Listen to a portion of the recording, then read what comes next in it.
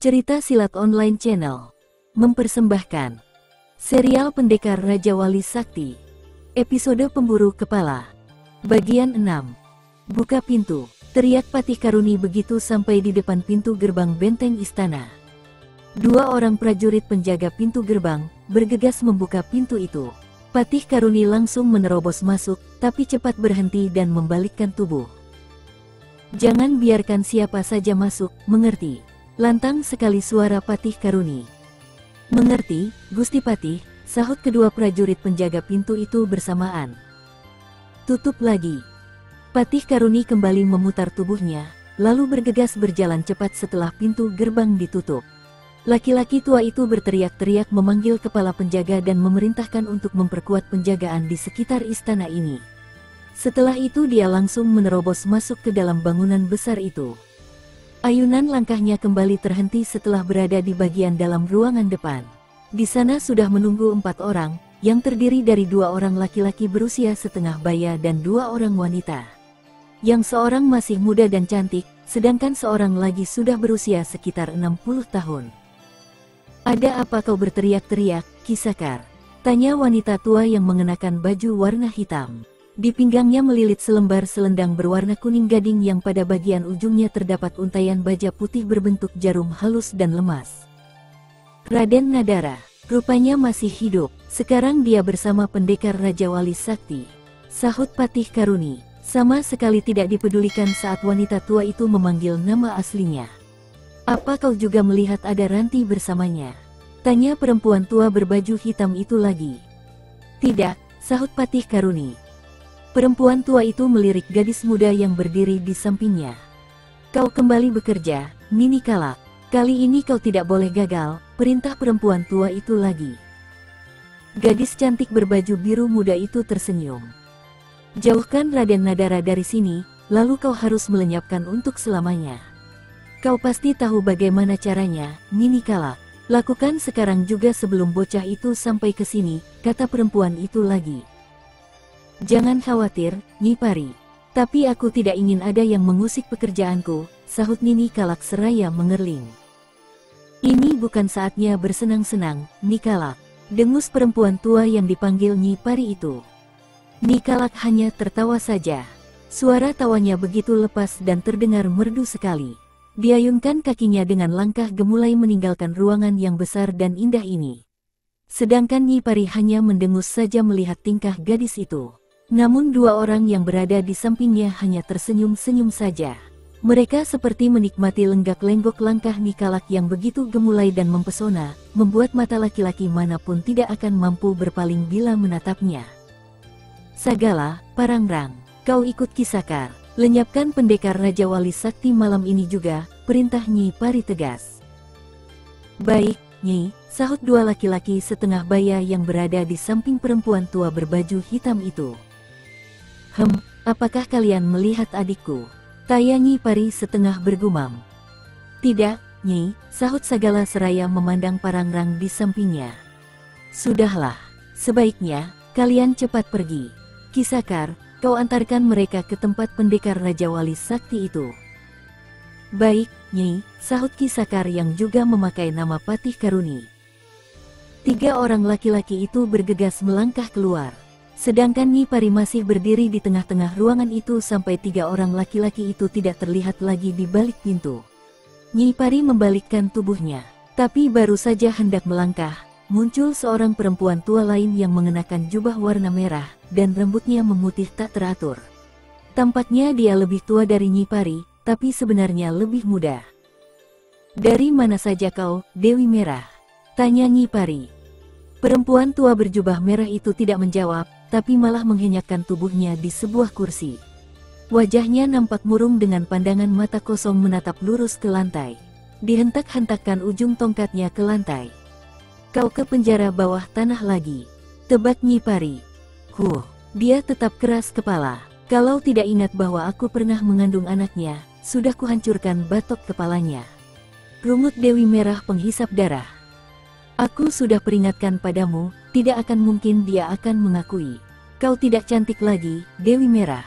Lihat, tubuh dan wajahmu, kelihatan lebih tua dariku 20 tahun. Ini semua gara-gara laki-laki keparat itu. Aku sudah cukup banyak berkorban hingga rela menjadi tua sebelum waktunya. Ini hanya karena ingin membahagiakannya. Kulanggar semua pantangan untuk mempunyai anak. Sepertinya aku tidak lebih dari seonggok sampah busuk. Nada suara Dewi Merah Penghisap Darah masih terdengar geram. Itulah akibatnya jika kau tidak suka menuruti nasihatku, Dewi. Kau terlalu percaya pada rayuan manisnya.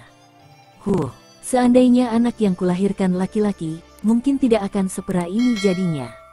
Malah aku masih bisa membendung ketuaan, paling tidak sampai BGA puluh tahun. Tapi kenapa aku harus melahirkan anak perempuan? Kenapa Fidaku bunuh saja anak itu sejak lahir? Kau tidak boleh menyesali anakmu, Dewi. Kau lihat, dia cukup berbakat dan pandai menyamar. Kepandaiannya tinggi dan selalu setia, meskipun tahu kalau ibunya berwajah buruk dan sudah tua. Kau patut bertangga memiliki Kalak, Dewi. Ya aku memang bangga. Hanya saja rasa sakit hatiku belum tuntas kalau tidak membunuh semua keturunan si keparat Raketu. Pasti, Dewi. Semua pasti terlaksana. Sekarang saja, mungkin anakmu sudah menghabisi nyawa Raden Nadara. Nyi Pari membesarkan hati adiknya. Dia menemukan bocah setan itu. Dewi Merah Penghisap Darah terperanjat, dan langsung bangkit berdiri. Ki Sakar diserang pendekar Raja Wali Sakti dan Raden Nadara. Sekarang anakmu sedang mengejar Raden Nadara. Sedangkan dua orang muridku serta Ki Sakar mengejar pendekar Raja Wali Sakti, jelas Nyi Pari. Tanpa prajurit. Untuk apa? Manusia-manusia tolol itu, toh sebentar lagi akan mati. Mereka tidak ada gunanya. Mereka akan patuh pada siapa saja yang terkuat. Aku tidak pernah suka dengan para prajurit yang hanya memikirkan gentong nasi, tapi kerjanya tidak pernah becus. Dengus Nyi Pari. Aku akan pergi, Nyi, kata Dewi Merah Penghisap Darah. Kemana? Dewi Merah Penghisap Darah tidak menyahut, bahkan langsung saja melesat pergi. Sekejap saja bayangannya sudah tidak terlihat lagi di ruangan ini. Nyi Pari hanya mendesah panjang dan mengangkat pundaknya. Dia sendiri kemudian meninggalkan ruangan besar dan indah itu. Suasana kembali menjadi sunyi senyap, tak terdengar lagi suara sedikit pun. Sementara itu di tepi hutan kaki Gunung Anjar, Rangga sudah menyelesaikan pertarungannya. Tak ada lagi lawan yang tersisa. Mereka semua tewas dengan tubuh berlumuran darah. Pendekar Raja Wali Sakti langsung melesat pergi mengejar Raden Nadara yang sedang mengejar Patih Karuni. Ilmu meringankan tubuh yang dimiliki pendekar Raja Wali Sakti memang sudah mencapai taraf kesempurnaan. Maka dalam waktu sebentar saja, dia sudah begitu jauh meninggalkan arena pertarungan tadi. Rangga terus berlari cepat menembus kegelapan malam yang teramat pekat. Namun mendadak saja, pendekar Raja Wali Sakti itu menghentikan larinya. Raden, panggil Rangga begitu melihat Raden Nadara tengah berbicara dengan seorang gadis berbaju biru muda. Raden Nadara dan gadis itu berpaling, sementara Rangga bergegas menghampiri. Pendekar Raja Wali Sakti itu agak terkejut juga, karena gadis itu ternyata Ranti, adik angkat Raden Nadara sendiri. Rangga jadi bingung juga, karena belum lama tadi, Raden Nadara mengatakan kalau Ranti menunggu di istana Karangsetra. Tapi mengapa sekarang sudah ada di sini? Kebetulan kau datang, Rangga, sambut Raden Nadara. Rangga menatap dalam-dalam wajah Ranti. Dan gadis itu juga menatap tajam pendekar Raja Wali Sakti. Sejak pertama bertemu, Ranti memang sudah berselisih karena masalah kecil memperebutkan kelinci buruan. Tapi bukan karena sikap Ranti yang selalu membuat jarak permusuhan, namun akibat pengalaman pendekar Raja Wali Sakti itu sendiri yang masih belum bisa mengerti kalau ada dua Ranti di sini. Rangga, Ranti baru saja datang dari Karangsetra. Dia mengatakan, prajurit Karangsetra sebentar lagi akan datang membantu merebut kembali istana Kedung Antal, tutur Raden Nadara dengan wajah cerah. Rangga hanya diam saja, dan sepertinya tidak mendengar kata-kata Raden Nadara. Tatapan matanya masih begitu tajam terarah langsung pada gadis berbaju biru itu. Ranti juga mengatakan kalau sudah bertemu Ayahanda Prabu, dan sekarang menunggu di suatu tempat yang aman dan rahasia, kata Raden Nadara lagi. Raden Nadara, bisa aku bicara sebentar berdua saja denganmu? Pinta Rangga, datar nada suaranya. Ada apa, Rangga? Kau kelihatannya. Rangga tidak mempedulikan keberatan Raden Nadara, dan cepat menarik tangan pemuda itu. Dibawanya Raden Nadara menjauh dari Ranti. Sedangkan gadis itu menunggu saja dengan bibir mengulas senyuman tipis seperti mengejek. Raden Nadara jadi kebingungan juga, tapi terpaksa mengikuti. "Ada apa, Rangga?" tanya Raden Nadara setelah cukup jauh dari Ranti jaraknya. "Kau ingat tentang ceritaku, Raden?" Rangga balik bertanya dengan suara datar dan agak dingin. "Cerita yang mana?" Raden Nadara tidak mengerti. "Pertarunganku dengan Ranti." "Rangga, kau ja." "Aku belum selesai, Raden." Sentak Rangga cepat memutus. Raden Nadara benar-benar tidak mengerti akan sikap Rangga yang begitu sungguh-sungguh. Sebentar dilayapinya wajah pendekar muda berbaju rompi putih itu, kemudian melirik pada Ranti yang masih sabar menunggu. "Berapa hari dari Karangsetra ke sini?" tanya Rangga. "Apa maksudmu bertanya seperti itu, Rangga?" Nada suara Raden Nadara seperti tidak senang. "Jawab saja pertanyaanku, Raden. Ini demi keselamatan nyawamu, juga keutuhan kerajaan ini." "7 hari, sahut Raden Nadara masih belum mengerti sikap Rangga. "Kau mengatakan kalau Pati Argabaya dan Panglima Kitin menyusul setelah 2 hari kau pergi, dan bertemu di sini setelah kau tiba 2 hari pula di sini. Bukankah begitu?" "Benar." "Dan kau juga tanyakan tentang Ranti di sana, bukan?" "Iya, Ranti masih ada, dan tetap ingin menunggu Gusti Prabu Karangsetra," sahut Raden Nadara semakin kebingungan. "Rangga, jangan membuatku bingung. Apa sebenarnya maksudmu ini?" "Aku hanya ingin agar kau bisa berpikir panjang dan tidak cepat terpedaya yang justru akan membuatmu menyesal seumur hidup," sahut Rangga kalem.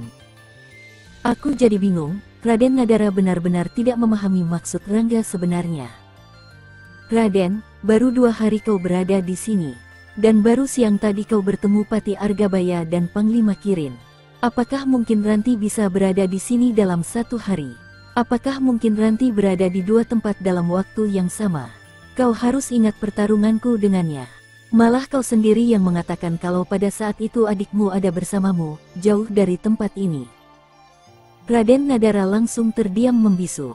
Diliriknya Ranti yang masih menunggu cukup jauh jaraknya.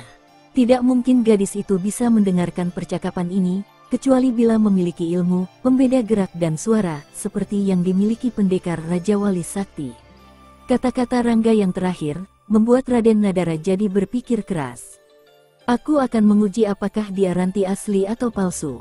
Aku harap kau diam saja, Raden," kata Rangga meminta. "Baiklah, tapi kalau ternyata dugaanmu salah, kau harus mencium kakinya," sahut Raden Nadara. "Akan kulakukan kalau memang dia itu Ranti." Mereka kemudian kembali menghampiri Ranti yang masih menunggu sabar. Tapi, wajah gadis itu langsung memberengut begitu matanya bertemu pandang dengan sorot mata pendekar Raja Wali Sakti. "Ranti, apa benar prajurit Karangsetra akan datang ke sini?" tanya Rangga langsung. "Iya, memangnya aku bohong?" sahut Ranti ketus. "Siapa yang memimpin?" tanya Rangga lagi. "Mana aku tahu. Aku pergi lebih dahulu. Mereka menjanjikan akan mengirim pasukan secepatnya ke sini, dan langsung menggempur setelah mendapat perintah dari Kakang Nadara," sahut Ranti lagi. "Mereka, memangnya siapa yang menjanjikan pengiriman prajurit itu?" tanya Rangga lagi tetap memancing. "Pembesar-pembesar istana," dan suara Ranti terputus. "Dan, siapa?" desak Rangga. "Untuk apa sih kau ingin tahu? Ini urusan kerajaan, dan kau sendiri orang luar yang tidak perlu ikut campur," sentak Ranti ketus. "Ranti, Rangga sudah banyak membantu. Dia pedu tahu. Apa salahnya jika menjawab saja?" desah Raden Nadara lembut. Tentu saja Raja Karangsetra yang akan mengirim prajuritnya," dengus Ranti memberengut.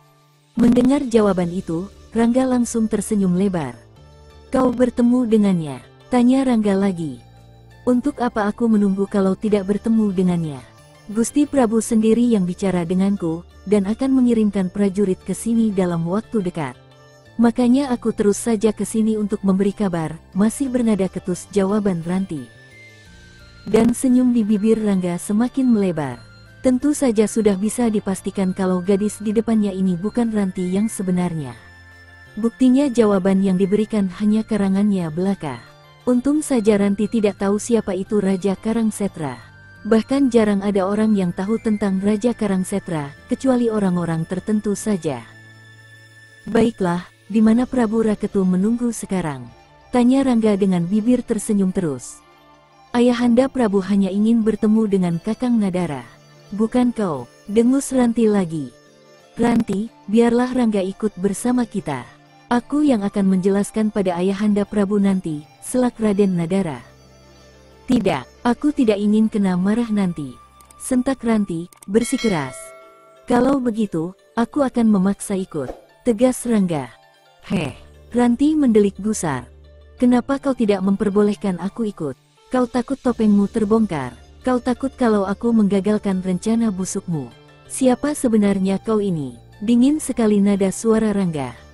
Rangga, sentak Raden Nadara terkejut. Dia bukan Ranti, Raden. Aku tahu kalau dia tidak dari Karangsetra, dan tidak bertemu Raja Karangsetra. Bahkan tidak tahu, siapa itu Raja Karangsetra. Jelas Rangga, perempuan ini akan membunuhmu di tempat yang sudah direncanakan, Raden. Raden Nadara tampak kebingungan. Gadis itu, baik wajah maupun bentuk tubuhnya tidak jauh berbeda dengan Ranti. Bahkan suaranya pun mirip sekali. Tak ada perbedaannya sedikit pun juga. Sedangkan Rangga memastikan kalau gadis itu bukan Ranti, tapi orang lain yang menyamar. Kau memang selalu mencari gara-gara, pemuda setan. Geram Ranti sengit. Tidak ada gunanya terus-terusan bermain sandiwara di depanku, Nisanak. Siapa kau sebenarnya? Sentak Rangga ketus. Kakang Nadara, dia sudah berani kurang ajar padaku. Sentak Ranti, memerah wajahnya. Sedangkan Raden Nadara kelihatan kebingungan, dan tidak mampu lagi menentukan sikap. Dipandanginya Ranti dan Rangga bergantian. Benar-benar membingungkan. Nisanak, sebaiknya lepaskan saja topengmu. Pasti wajahmu jelek sekali di balik topeng wajah Ranti, kata Rangga, semakin sinis nada suaranya. Keparat, geram Ranti memuncak amarahnya. Rangga hanya tersenyum saja. Seketika dijulurkan tangannya ke wajah gadis itu. Tapi cepat sekali Ranti menyentakkan tangannya. Tapi dengan cepat pula Rangga menarik tangannya, dan langsung memutar ke bawah. Kembali tangannya menyentak cepat ke wajah gadis itu. Setan, geram Ranti sengit. Buru-buru ditarik kepalanya ke belakang, dari kakinya bergerak mundur 2 tindak. Cepat sekali gadis itu mencabut pedang yang tergantung di pinggang, dan secepat itu pula dikibaskan ke arah perut pendekar Raja Wali Sakti. Wood, bersambung ke Pemburu Kepala 7. Masih bersama cerita Silat Online Channel. Jangan lupa like and subscribe, terima kasih.